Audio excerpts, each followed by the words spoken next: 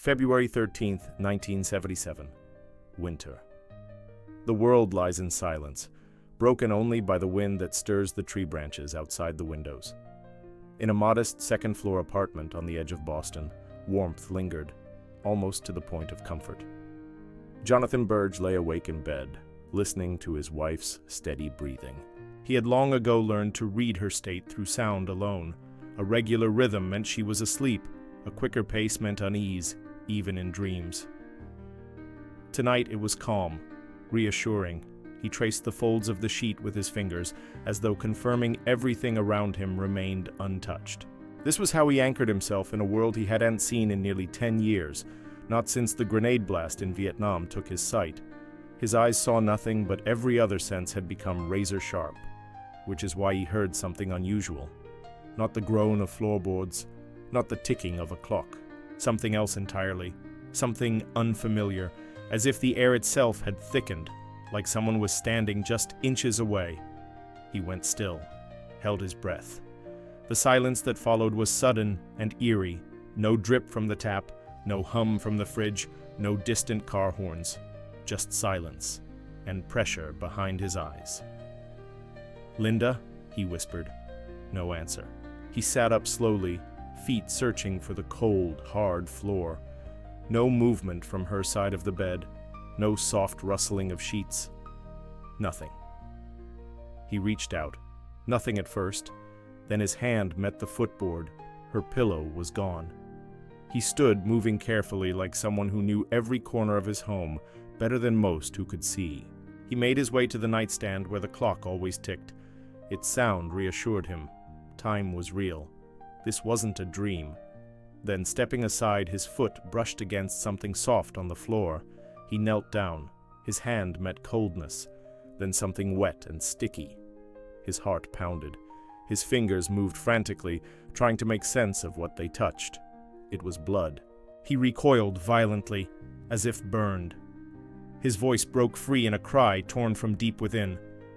"Linda!" Silence. He found his way to a chair, then the wall, then the phone. Hands shaking, he dialed instinctively. His words were short, desperate. There's blood here.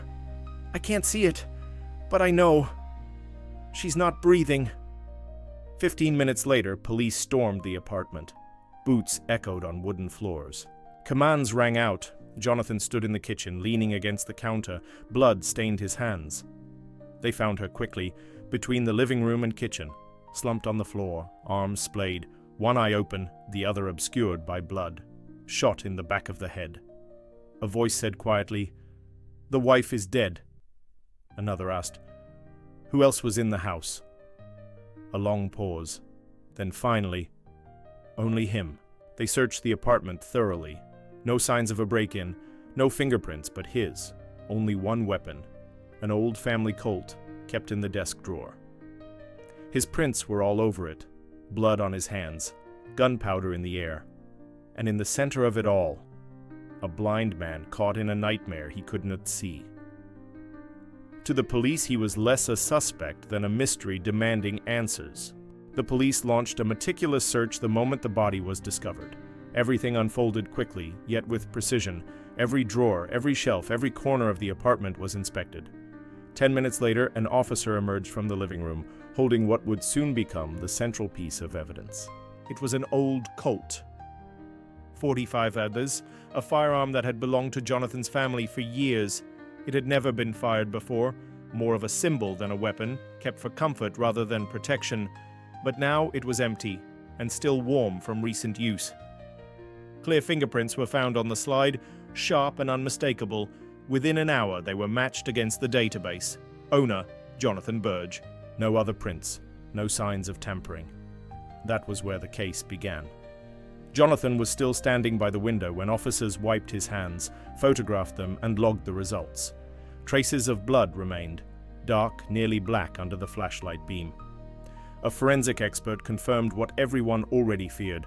It was Linda's blood. His explanation came out almost like a cry for help. "I was just trying to find her. I didn't know what had happened.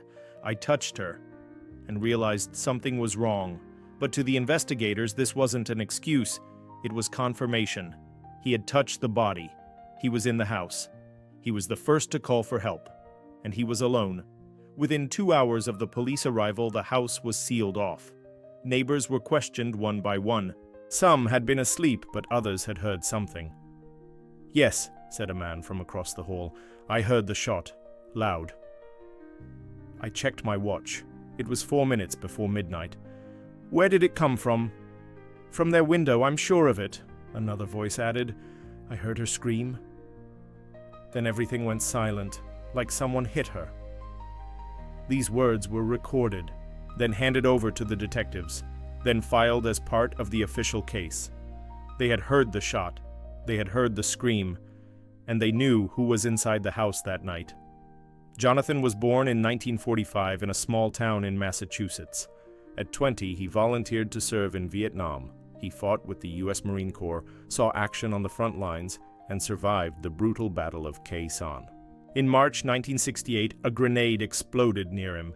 The blast took away his sight forever. He was evacuated home with a bravery medal and invisible wounds no doctor could heal. After months in the hospital, he relearned how to live, how to walk without seeing, how to speak to people without recognizing their faces, how to listen, not just with his ears, but with his entire being. He met Linda in 1973. She was a social worker helping veterans reintegrate into civilian life. They married a year later and moved into the quiet suburb of Boston. For a while, it seemed like the past was finally behind him. By morning the next day, Jonathan Burge's name was everywhere in the local news. Did a blind man kill his wife? Tragedy or revenge? A shot in the dark, a love story turned murder. The investigation moved fast. There were no other suspects, no reason to look elsewhere. All the facts pointed to one person. He was home. He reported the death. His fingerprints were on the gun. Blood was on his hands. There was no sign of forced entry, no foreign fingerprints. Jonathan's lawyer tried to argue. He's blind. He couldn't have aimed. He didn't even know where she was when he walked into the room, but the response was cold and simple. Maybe he didn't aim. Maybe he fired blindly. People do desperate things when they've lost control. The building of the district court in Boston was constructed in the middle of the previous century. Massive columns, strict walls, and a heavy atmosphere. Everything inside reminded one that a decision would be made here capable of destroying someone, a life. Jonathan sat at a wooden table covered with varnish cracked by time. His hands lay before him, as if on the scales of justice. He heard the rustling of papers, the dull murmur of his lawyer, the steps of the jurors who were to decide his fate. He saw nothing, but he felt every second. The trial began early in the morning. The prosecutor immediately took a position of confidence. His voice was calm, almost cold, when he asked for the crime scene photos to be shown. A picture appeared on the screen, the apartment, blood on the floor, a knocked-over chair, a pool of blood beneath the woman's head, and next to it, the old Colt. The prosecutor pointed at the photo. This is the home where the couple lived. In the early hours of February 14, 1977, the woman was found dead, a shot to the back of the head. He paused, then added, and next to her body, the husband, blind. Her blood on his hands, the keys to the door in his pocket. And only one person was inside that house who could have done it. Applause came from the relatives of the victim. Jonathan flinched. He understood. This was not just a trial. It was a tribunal. To strengthen the impact, the prosecutor asked to play the sound recording. Technicians turned on the microphone, and through the speakers echoed the same noise as that night. The echo of the gunshot struck the courtroom like a thunderclap. Some spectators flinched. One woman closed her eyes. "That is how Linda Burge's life ended," said the prosecutor. "In complete darkness, at home, at the hands of the one person she trusted more than anyone else." Neighbors gave testimony, one after another. "I heard her scream," said a woman from the neighboring apartment. "She said one word. I think it was no. Then, the shot. I didn't see his face," another witness added, "but I heard them arguing. He was speaking loudly, almost shouting. Was it true? Perhaps. Or maybe it was just remembered that way through fear. Their words became part of the accusation. They formed the mosaic in which Jonathan was the only piece that fit the killer's place. When it was time for questioning, the judge asked the only question, "How can you claim you did not kill your wife if you yourself do not see what you are doing?" Silence hung in the courtroom. Everyone waited for an answer. Jonathan slowly inhaled. He did not cry, did not yell. He spoke calmly, like a man who knew one simple truth. "I loved her. I lost my vision, but not my heart." His words lingered in the air. Someone smirked. Someone shook their head. 6 days after the trial began, the jury reached its verdict. The accused, Jonathan Burge, is found guilty of intentional murder of his wife, Linda Burge, life imprisonment without the possibility of parole. The reaction of the courtroom varied. Some clapped, others remained silent. One or two looked at him with pity. Jonathan sat motionless. His eyes looked into emptiness. He could neither see the people, nor the walls, nor the windows, but he felt it, the last door closing behind him in his free life. The 18th of October, 1977. The morning was cold. The gates of the Massachusetts State Prison opened, letting in a new inmate. Jonathan stepped inside, hearing the clang of the door closing behind him, cutting him off from freedom. He could not see the walls, could not see the bars, but he felt their weight by the echo, by the voices that spoke sharply, without respect. He was blind, and that made him the most vulnerable. Prison showed its face quickly. Blindness was not just a physical condition. To many, it became a reason to mock. "Blind man, do you know who is standing next to you?" they teased. "Maybe I'm right in front of you, but you didn't hear me anyway." He had to relearn everything. No visual cues, no light, only sounds, footsteps, voices, the drip of water through pipes. Each day became a game. Who would shove him? Who would insult him? Who would try to fool him? At first, he tried to respond. Later, he understood. Silence was his only defense. A month after entering prison, he began writing, not novels, not memoirs. He wrote to lawyers, journalists, human rights defenders, even to the president. His requests were simple. "Please review my case. I am innocent. There are questions still unanswered. Please check other versions. All I have left is the truth. Please help me find it." Most letters went unanswered. Sometimes a formal reply came, "Request reviewed. No grounds for reconsideration." But he kept writing, every month, every week. Like a mantra, he repeated the same thing. "I did not kill her. I loved her." Year followed year. 5 years, 10, 15. The world outside changed. Television turned color. People started using computers. New presidents came. New wars, new technologies. Inside, everything remained the same. Jonathan became part of the landscape. Inmates no longer mocked him as often, simply because he stopped being interesting. He became that blind one who always walked alone, who spoke little. Sometimes he was asked to tell stories.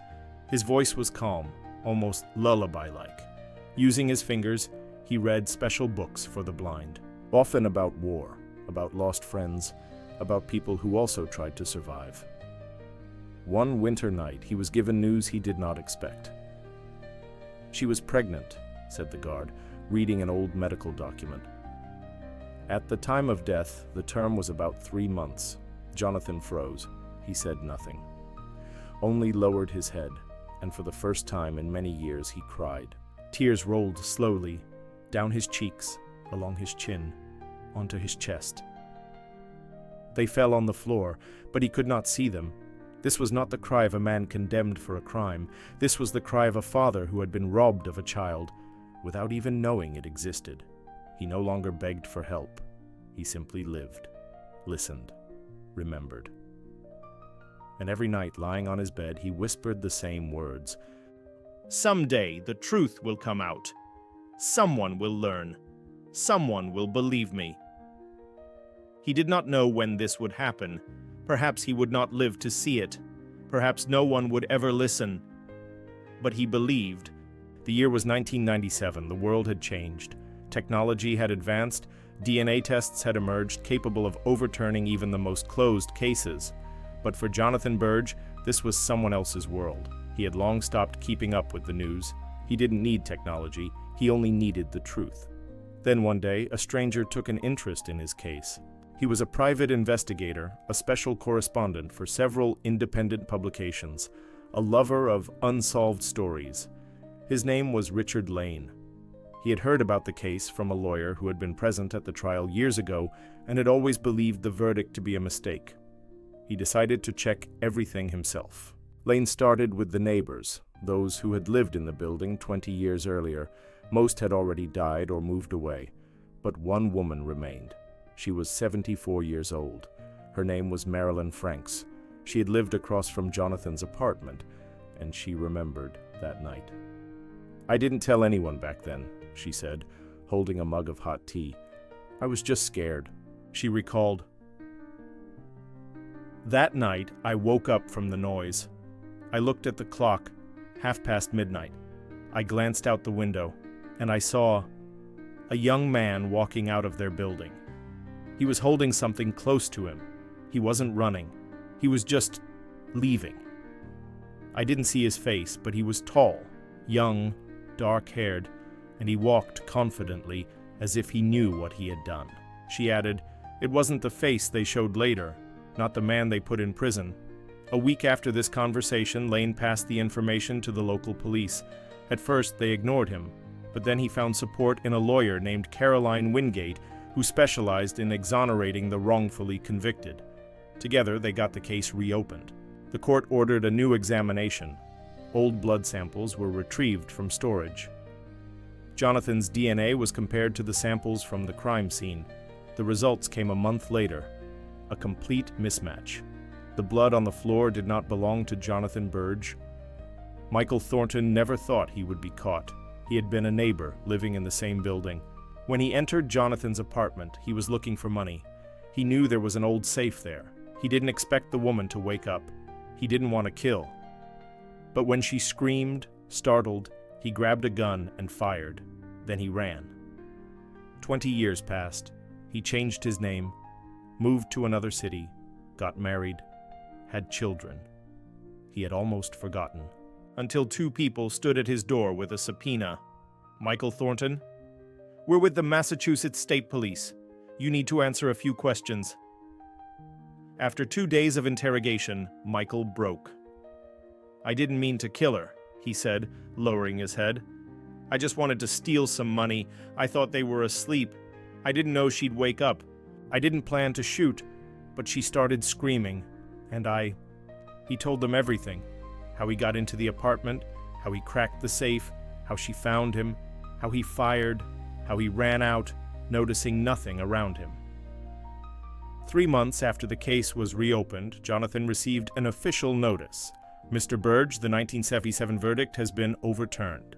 You have been found not guilty. Your name has been fully cleared." He read those words but couldn't cry. He just sat there. For a long time. A very long time. The truth had been found, but too late.